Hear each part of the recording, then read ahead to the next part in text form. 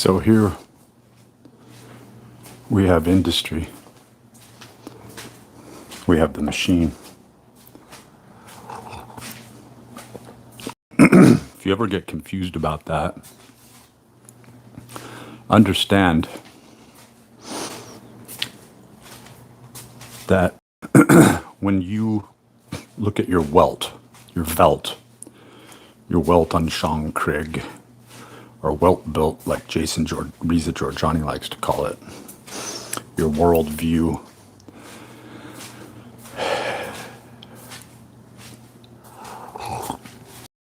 you're looking at industry. You're looking at the fact that industry is a blueprint. It could have gone so many different ways. There isn't one specific and particular blueprint that a society had to follow. But here we have it. We have these rules in play. There seems to be the ontology, nature, stretched out before us in unseemingly endless vistas of opportunity. And I'm reminded by a book that I read many years ago called The Pearl by John Steinbeck. And I would highly recommend reading The Wayward Bus. Because I feel like they go cotangently together along with some of his more well-known, larger bodies of work. Right? The Grapes of Wrath. Cannery Row. By the way, side note, did you know that I spent time as a child down on Cannery Row before the Monterey Bay Aquarium was put up, when there were still train tracks? Yes. All the way up into the late 1970s, early 1980s. That whole Cannery Row conceptualization that you see depicted in his writings was still physically in play. It was still there. There were these massive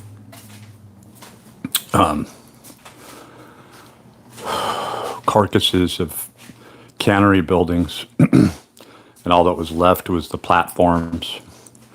There were some that had been acquisitioned, Doc Ricketts' lab, that were turned into, if you've read or researched any of that literature. And of course, John Steinbeck's spiritual home. I read a nice book that had footnotes, right, that he would keep, because he would keep extensive footnotes about how he was feeling, what was going on personally, where he was writing from. And Los Gatos, many consider like his spiritual home.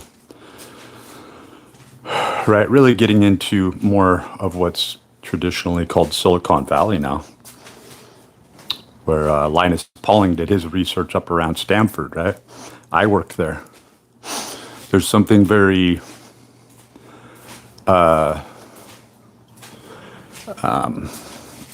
arcane and archaic about that whole area. It's kind of like where the ocean meets the sweeping dunes, and then what ends up transposing as you go through these hillsides and so forth, as you get more inland, right? You see Palo Alto, the Altas. Reminds me of Altadena, reminds me of Pasadena. It's very similar, you know. But Pasadena and Altadena are further in, right? But you have this area where the wind still sort of considers this landscaping and this mending of dunes that turn into hillsides and valleys, right? Makes one wonder just how long it's been since these pangenic plates melted, because there may have been a long stretch of time where civilizations were just built on ice, right? Where permafrost was just assumed as an infinite body.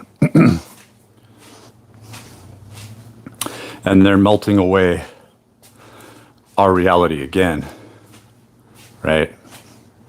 And there is some recollection and writing of this, if it's just a sort of esoteric rendering of a human archive. But in the halls of Amante, in the thought process, Thoth, right, of how time and passage works, that really, heightened the state of Madame Blavatsky, right, and gave segue through Aleister Crowley, L. Ron Hubbard, and this divisive need to dream.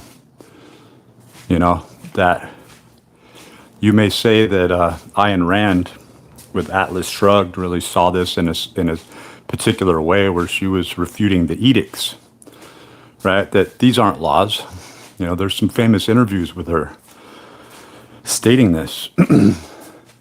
Some might say that true feminism died with her or lives on in other intellectual, perspicacious-minded females that have also refuted the supplication toward the witch, right? Can you be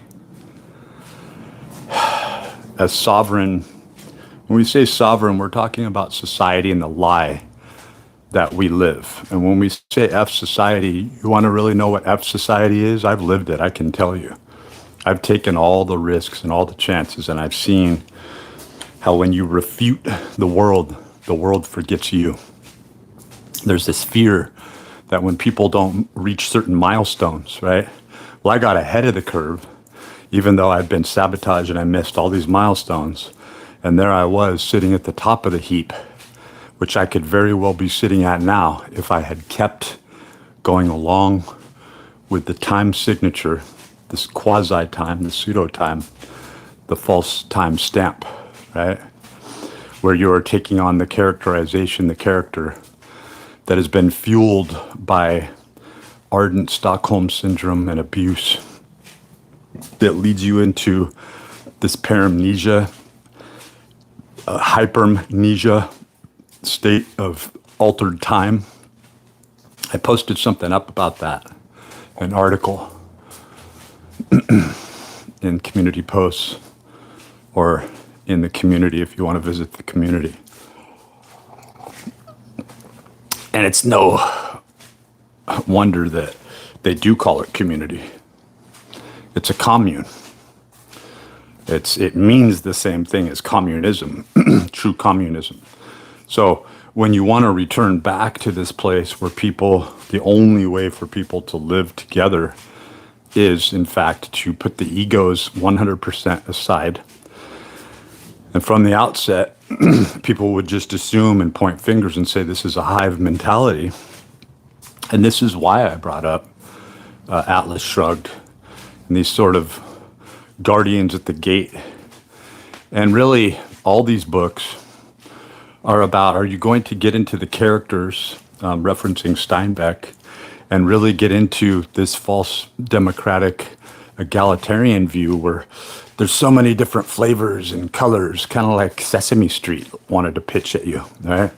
That linked into the Muppets, right? So I really understand J.J. Vance's, I'm going to call it a highbrow, determinate scopic view on the Muppets. Because we are Muppets. We are Goyim. We are Golem, right? In fact, we're probably considered much lower than that. We are artifices of a manufactured and engineered and controllable. There is nothing aberrant in us, and that is what there's this idea of a thin veneer of selfhood that actually doesn't exist. And without us believing that it does exist, we wouldn't want to go on. More of us would commit suicide. And I'm going to say, when I say that word, don't take it lightly, because what's really happening is that you are committing social suicide. You haven't got the broader spectrum of the populace hasn't understood this yet. That when you step away from your titleship, when the master key says that you are a theoretical abstract ego, meaning that you are a soul. Do you understand that? Just like when they talk about Adonai as the true name for the spiritual godhood of Jesus Christ, right? So from their view, from the Mason's view, and the spiritual Mason became the Jedi, right? And the Jedi kept taking it further on and on, saw no reward, and became the Sith. The Sith is the Jedi in full maturation. Do you not understand that? You kind of have to go back, like my son's really into Star Wars and he'll explain this to me.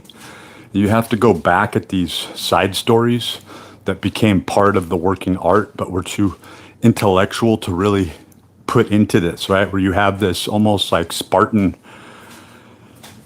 type community, right? That existed in the early days of the Sith, right? And so people think that they're on another level when they follow along and go along with the tracks. They are rewarded in such a way by the mainstream. If you get too far off the tracks, they don't need you anymore. You're considered aberrant. You're considered a runaway. Then you're considered persona non grata. But first, you're called a pariah. So how do you get into this stature? Well, you just walk away. Like when I say, Mr. Robot F Society, do you know how easy it is to no longer exist and yet to exist every moment in a real sort of way? Well, what happened was when people began to see that society is an pre-engineered blueprint that loosely maps the false persona that is being pulled over our eyes, that is embedded in our engineering all the way down to the deep genetic influences, cymatic connections through telomere responses. And when there's a disruption, there is an operating system that pulls off and goes into a default hibernation, if you will.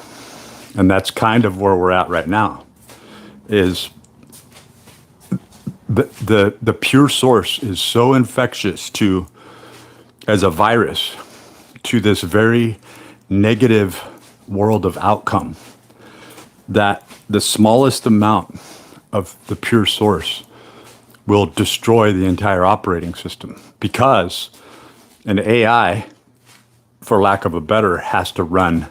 An intelligence has to run the entire thing. Think of the Hitchhiker's Guide to the Galaxy, where the Hitchhiker's Guide to the Galaxy, the supercomputer that's asked the biggest question comes up with the number 42. Well, that is the answer. That's the redundancy, right? In other words, it's the redundancy of the 5 formulation. The end point, the cap that you can't go beyond, or else you'll be going beyond the information cap. Jason Reza-Georgiani likes to get into this. There's many computer scientists that have talked about this over the years, but that information carries a mass, a weight, a density, that the field around you is quite aware of its own operation, and it relies formally on redundancies, right? The redundancy could be considered from another perspective, that you went to bed yourself and you're waking up yourself. What if you woke up someone else? What if you could wake up as anyone? What if you could switch places, right? So you get into this sort of neonetic, elementary, almost like a bullfrog embryo state, where it's no wonder that Dr. Michael Levin is studying these xenobots. It's pretty powerful what these xenobots represent.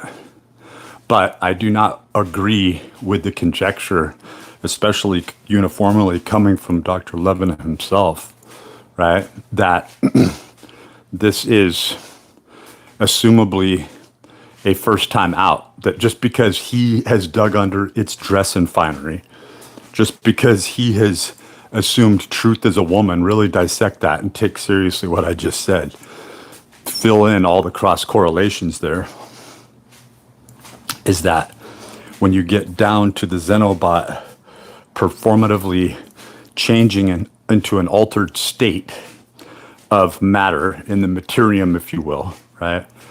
Not to ever quote Cliff High, because I think he's completely and totally fabricated, full of shit. He's admitted such when he has said that he is actually using the ontology selfishly for his own divisive material comforts and opulence. There's no way you can take anything seriously. He's a deceiver. You have these people who work as guardians at the gate, just like Ayn Rand and Atlas Shrugged, right? And you begin to see the truth, and you can't refute it. Even though you want to go on and listen to these people, you just can't, right?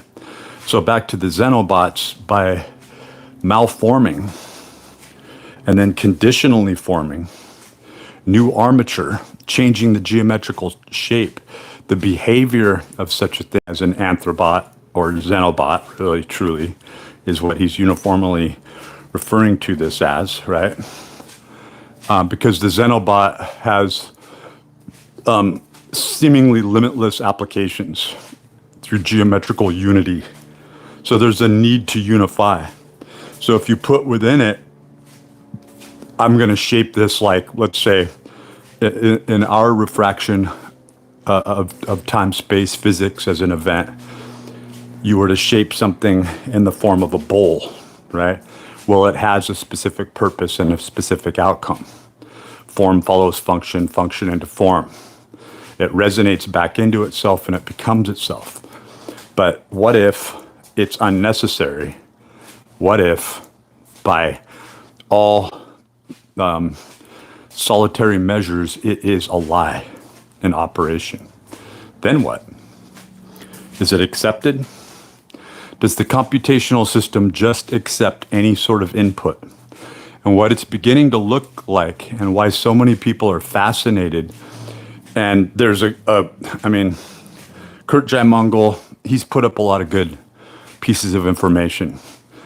I don't really subscribe to him any longer, just like I don't Jesse Michaels, because I undeniably saw the campaign to promote Diane Pasulka, who's heavily connected with Gary Nolan.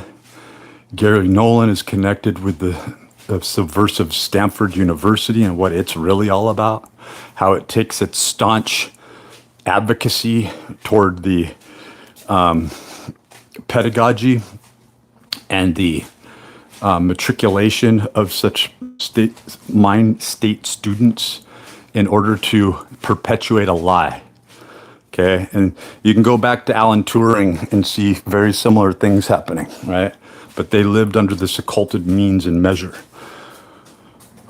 Where Darwin Galton, right, the eugenics gossip badmouther, was outwardly trying to play that card against Alan Turing and supposing to expose him and all his homosexuality, right? And of course, the homosexuality is something that can be turned on and off. If you really get into Jake Barber, Stephen Greer, a lot of these people have done what they've done.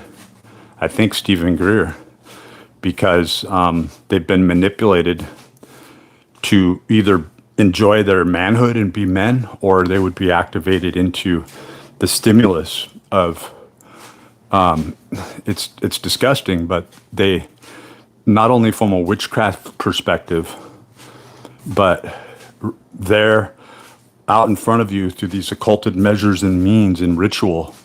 They attack people's anuses.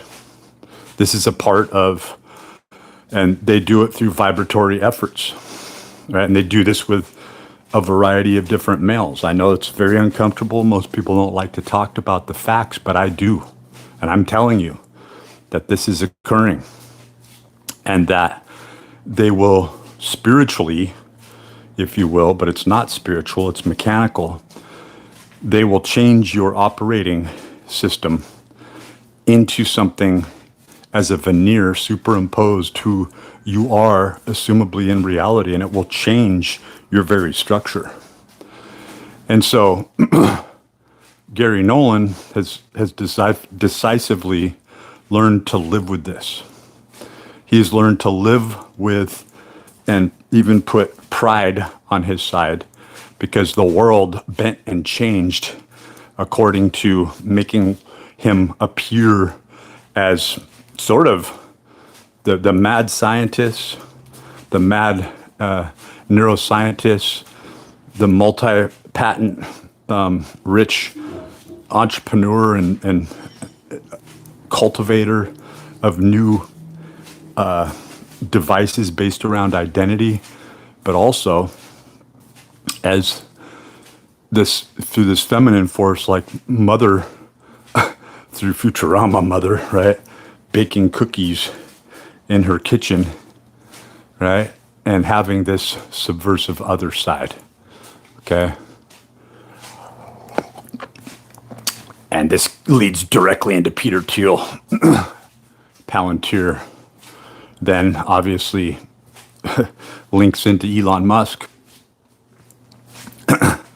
and Orchid Boy Cockatoo. Don't look past him. And goes on through Silicon Valley to the lie that's perpetuated with Theranos, Sunny Balwani, Elizabeth Holmes. By the way, I knew a lot of the people that I'm mentioning pretty well, actually. And I'm not going to name names, but I got to see a front row seat of what this plan and operation is all about. Many people see it. Many people see it. And they ask themselves, and they are asked, do you want to go on? It's almost like you're living this game, not the book, The Three-Body Problem, but we're going to reference the crappy-ass rendition, according to my son, and him explaining to me how the book was written and the huge divisive differences there.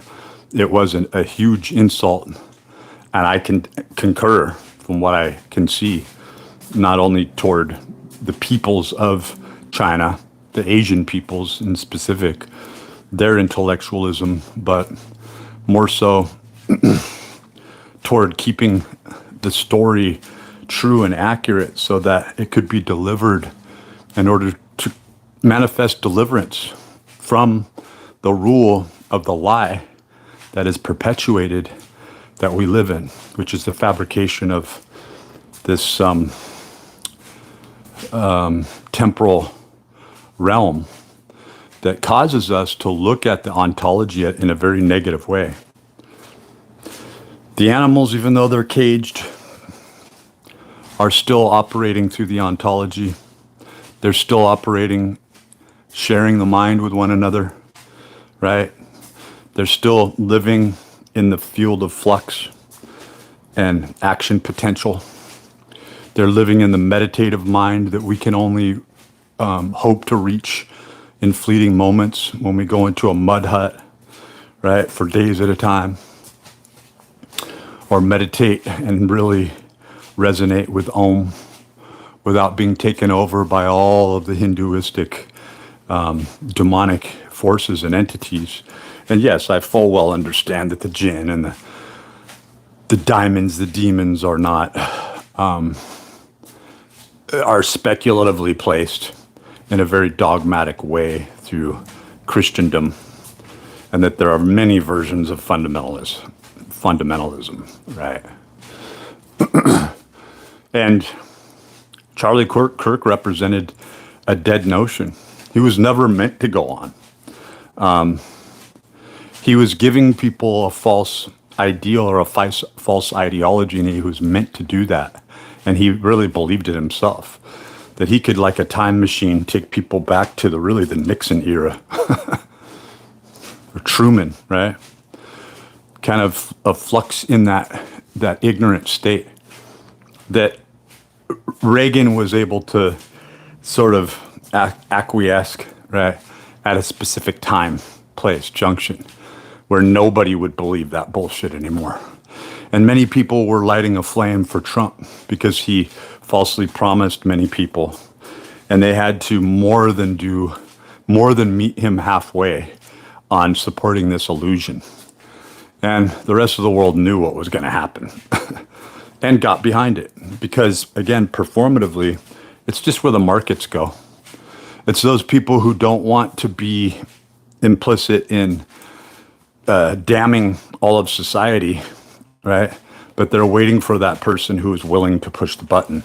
And every time this happens, that is the Antichrist in essence. Now, the Antichrist is a whole made-up thing that goes back to the Talmud and the Kabbalistic magic, because you really have to look at it. You're like, well, whatever they call those who oppress, through the Khazarians, right, if you will, for lack of a better term, but this occulted measure that came from, supposedly rose out of Babylon, showed its face in Masada, right?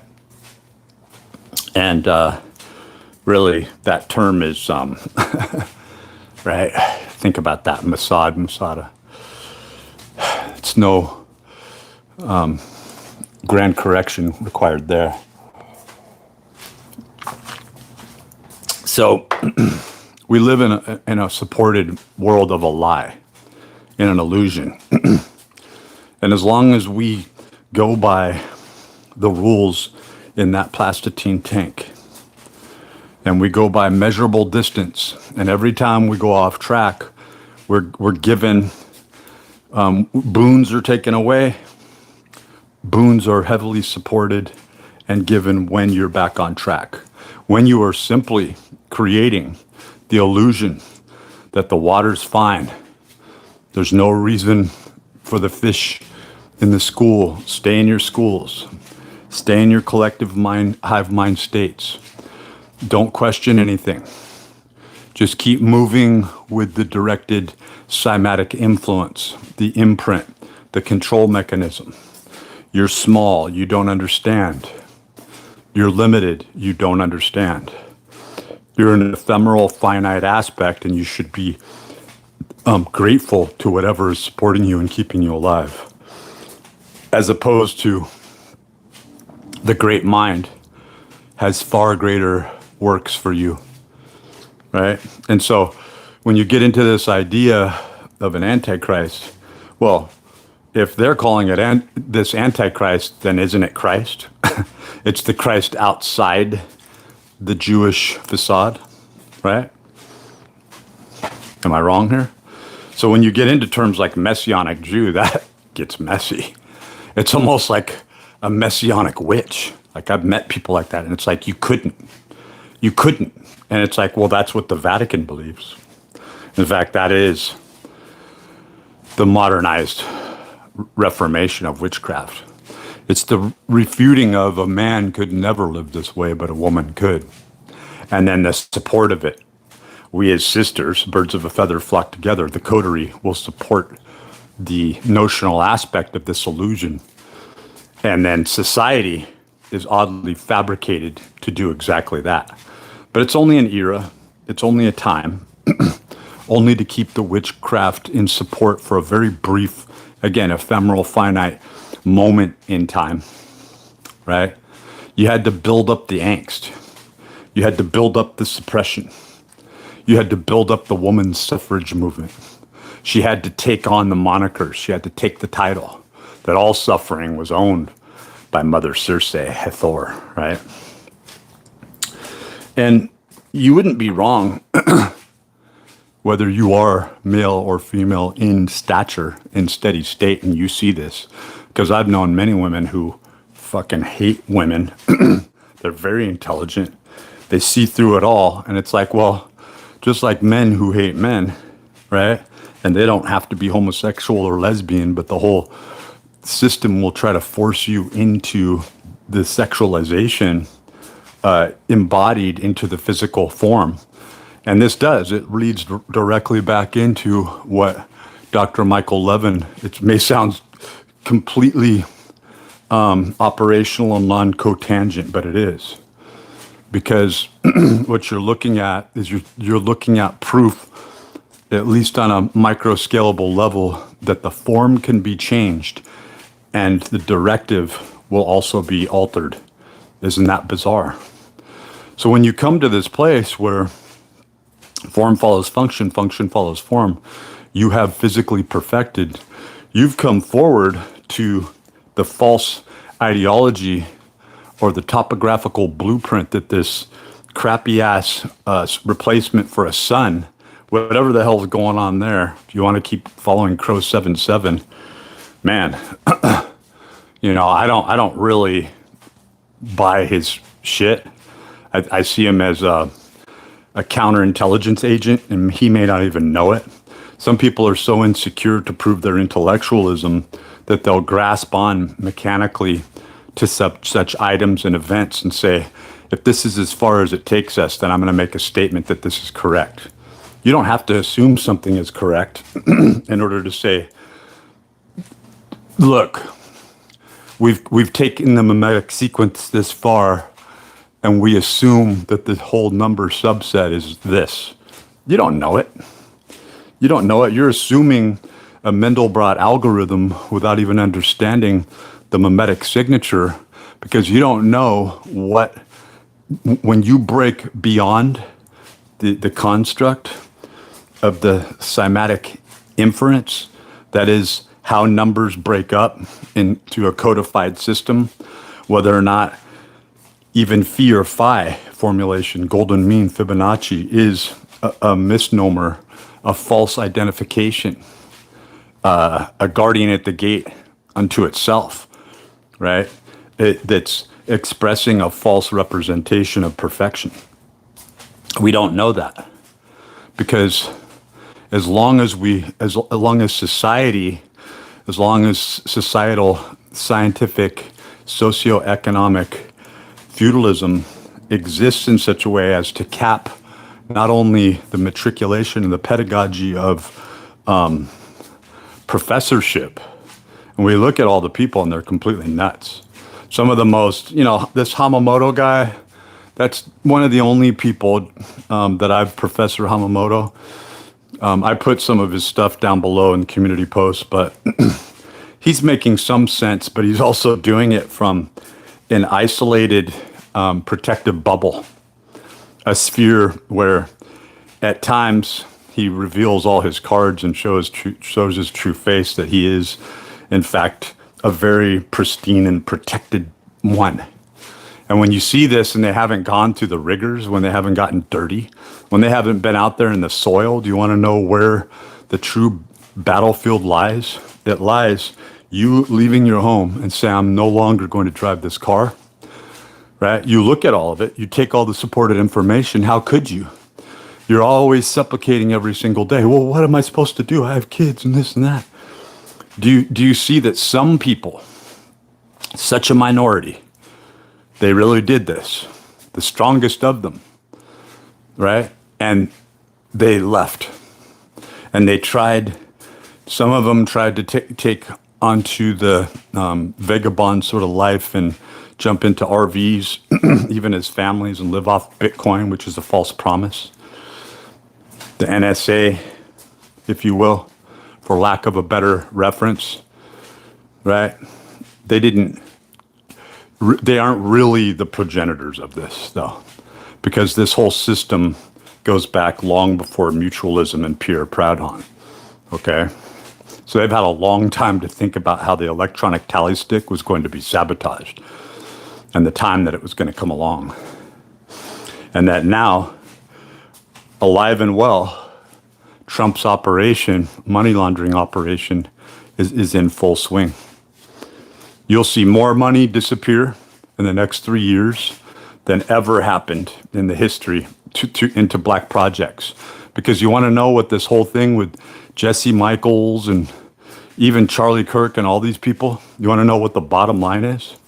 Is to give you a false representation that you are somehow involved with disclosure, and that those who love to believe in the fantasy of meeting alien life, right, in terms of actually physically being able to meet an alien, a so-called alien, well, that's just a belief system. As long as those people believe that that's the end point, they're going to be almost like close encounters, right? And that does lead us back on a mad trail, back to Jacques Vallée, his ties with Anton LaVey and the Church of Satan, Set. It's whatever. Does Set make you feel more comfortable? Does Sun, Set, make you feel more comfortable? Right? That you can actually think and breathe, matriculate, be and become. What are you becoming throughout the day? And the breeze will take care of you. And the sun and all the quarks and the neutrinos, right? And the smallest measure of just pure energy and light of photon and photon collision, rate of speed, manifesting shift, but your eyes can't really pick up on what's going on as the photons collide at a certain collision rate of speed and produce different forms of shift, different spherical energies, right? This is the non-Euclidean spherical mathematics that should be taught. This is the John D. hieroglyphic monad characterization of geometry and geometrical resonance that should be taught. We should be thinking about this all the time. Yet we live in a society that subverts us to where when we begin to think this way, unless we are, most especially if you're a paid mathematician, you're never going to be able to go into the discourse of this, and it will make you even think that you're crazy, because you're having to recognize that the world operates in such a simplistic mechanism and manner that when I believe that when people try to recognize the flat earth, what they're really noticing is a pi sequence. They just don't know how to express it. So they're doing it in a corporeal or physical form. But that we are existent in rhetorical loops of energetics. So then the question begs, well, how is it that we do, quite possibly, I'd say in the 80 percentile, but who knows how things shift, and to reference shift directly, right? Photon collision rate of speed shift, that we are, in fact, living on a spherical body. And that these planes of operation are in flux. In other words, you can only exist in a pi-based rhetorical refraction of energy, but that the energetics are more so working in operation as to create a toroidal field, for lack of a better, right? That supports the spherical unitization of totality as it's inferred through pleroma. But even that, right, operationally from a quantum standpoint, a quantum computational standpoint, looking at Bloch spheres and again, non-Euclidean spherical mathematics in a certain pecking order, that you would not understand the interface because it's meant to isolate itself. It lives by a number and a number code. The very digits on our hands display a religion that we're entirely unaware of. And anything close to this, the majority will say, oh, that's close enough. That's close enough. Yeah, Jesus, that's close enough. In other words, it's existentially taking these pantheon of gods outside of you, and it's saying, through neurolinguistic programming, we are going to reprogram you by showing you certain time, spaces, events, that this isn't good for the Messiah. The Messiah gets hung on a cross. And it's like, well, what if I internalize that? And then you realize you're going, well, aren't you trying to be rejected? And that's exactly what's happening with this Palantir, modern day version of this, is where you're supposed to reject them all in the end. And then they have nowhere to go. Is there no hope for the widow's son? Look at Charlie Kirk. Look at his young son. Got to look at these things, folks. Got to look at one daughter and one son. Got to look at how that witch of an ex-wife who's been trained in all sorts of Black's Law Dictionary as to bend having an upper graduate degree in law, right? Who would do such a thing, right? Who would do such a thing? Well, they are all lateral moves based on, they're made to look like lateral moves, based on the voice in her head, where the seed money came from, what she was raised to think and do. But these people are being spoken to. And those who are compliant and go along with it, you'll start to see them murmur out loud here and there when the chips are down and the war is actually happening, and you could see the steam rising from the battlefield, right? That is society all around you. They'll begin to talk about gibberish to no one, and it ain't gibberish. They're being compliant to the voice. This is very prominent in witchcraft. And it will try to seduce you, and you'll hear the voices, and you'll be able to pick up on these frequencies. And the more that you try to go into this, the more it will refute you until, when I was a child, ever since I was a child, high-pitched ring in school where it would not allow me to sit there and study. The back of where I have this huge bump on the back of the left side of my head, high-pitched ringing. The second I'd get to school and just try to think, I'm going, there was a point where I really was doing pretty well, and I'm sitting there going, this is easy. I know how to do this. All these voices in my head, full-on songs playing in my head, everything that it could do to subvert me and force me to not learn these basic mathematics and history. It's like, I understand this. And then in broken portions of time, I'd go away and study and realize I can full on understand this. This is not complex. There's nothing doxastic about this. This isn't a multi-layered symbolic, but that's exactly what it is. It's trying to take the symbol away from the meaning, because people who really know how to think from birth and prior to that are capable of understanding what the symbolism means instantly. They just understand it. They understand the number. They understand performatively what it means to take two steps and reach a crack, a place, a chasm. They understand the theism, the deism, the Taoism, right? They understand what it means, even Kabbalistically, right, to go into the number system. Because you have to understand what the one means, what the monad means, what the hieroglyphic monad means. And that's why there's so much just attacking you from the primary source of thinking from a integer number subset. It'll do everything it can to mock you and make you appear ignorant and rejected. You become the pariah. You become the leech. You become the one, the parasitic organism, right? You become the persona non grata. And yet, that's who they are. They couldn't formally function or fit into a functional, pure principle society. It would amalgamate itself. It would chimerically make itself up. And so that's what I think causes people like Dr. Michael Levin, unless he's operationally just a robot himself, because then you have to look at the funding, where funding comes from. And that leads us back to Kurt Jaimungal. Does he have ties with Jesse Michaels? Jesse Michaels has direct funding from Peter Thiel.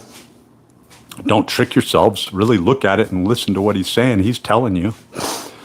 Peter Thiel and Palantir, direct connections back into what's happening on a broader scale in Silicon Valley with Google, right? All the people who were involved with programming Google, some of them which I've known, are also involved with the whole Burning Man thing. I mean, that was a sacrifice, right? Don't forget that. That not a week before Charlie Kirk's assassination, there was a death at a murder at Burning Man. But because there's so much big money involved, you don't hear about it. Look at it. See it. I posted some shit up about it, about the guy, and they're going to try to keep all this hush hush because corporations hearken back to these non-traditional methods that get into Metatron's cube and then try to bastardize this and create an abstraction with the symbol itself, with the sign, with the order, the firing pattern, and the order of how to incorporate and solidify based on the markets and entropy, right? A self-supporting algorithm. I figured this shit out 15 years ago. I was studying this 15 years ago, right? And when you know too much about what's going on, and you have the hypermnesia foresight to bend time and reality and to see that it's just they're non-supported algorithms because they can the only time they can be in support is when they are traditionally trying to solidify a stance, saying this is what reality is. So they kind of have to stay in this Uracell form of flux, fluidity, right? Where they're not bound by the constraints of the materium to make a statement that I am a symbol, I am a sign. And when people lose this, it's like, how does this make any sense? Well, back up topographically and now look at it. And it's like, holy shit, yeah, you see the swirls in the heavens and the skies, you see the currents in the seas, and it begins to formally make the same shapes, the same geometrical patterns, to where you go and you look at Jupiter and the poles. And that's not the only planet, but it's the most pronounced because it's so massive that it would geometrically create this six-pointed star or this six-pointed hexagonal shape, right?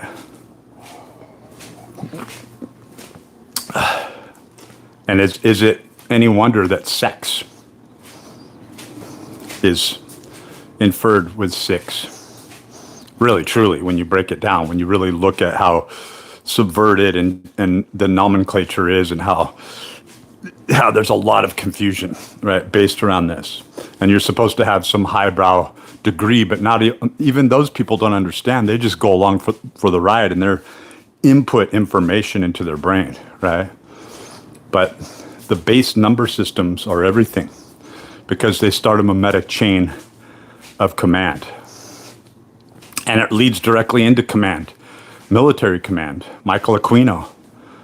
Why would people do such, like J.J. Vance brings up over and over some really great proofs where he's going, I doubt, paraphrasing J.J. Vance from Operation GCD, that Michael Aquino could ever pass any military standard test based on physical performance. Because he's been through it. He knows. This isn't a man who could run. This isn't a man who could lift his own body. This is a man that might not even be a man. In fact, he, like Aleister Crowley, have supplicated to the witch. Their highest form of order is to see that Hathor took over. So when you begin to look at all these, the Dionysian and really Isis forms of occulted Egyptian craft that harken back to Freemasonry, and why Hiram Abiff is depicted as a master builder. What is a master builder? I mean, really, when you look at the whole subjective aspect to this, it's about joint systems. It's about creating the perfect. When you look at like dovetail, right? When you look at the perfect joint systems, how do you make something that adjoins and gets into the hypotenuse conceptualization, where you have a right and a left, you know, pointing triangle. And it does get into Hermes Trismegistus. It gets into the Hermetic order, gets into the Golden Dawn, right? It gets into a lot of the things that Randall Carlson thinks that he's expert at, but in the end, he's just another Mason delivering a message. It's pretty sick what's going on out in the open. And how we jump into this. But the better part of this transmission, I've already stated, so I'm going to end it right here so that if you want to get anything out of this, you can listen to it. Then I'm going to go back online and continue walking and then start my workout.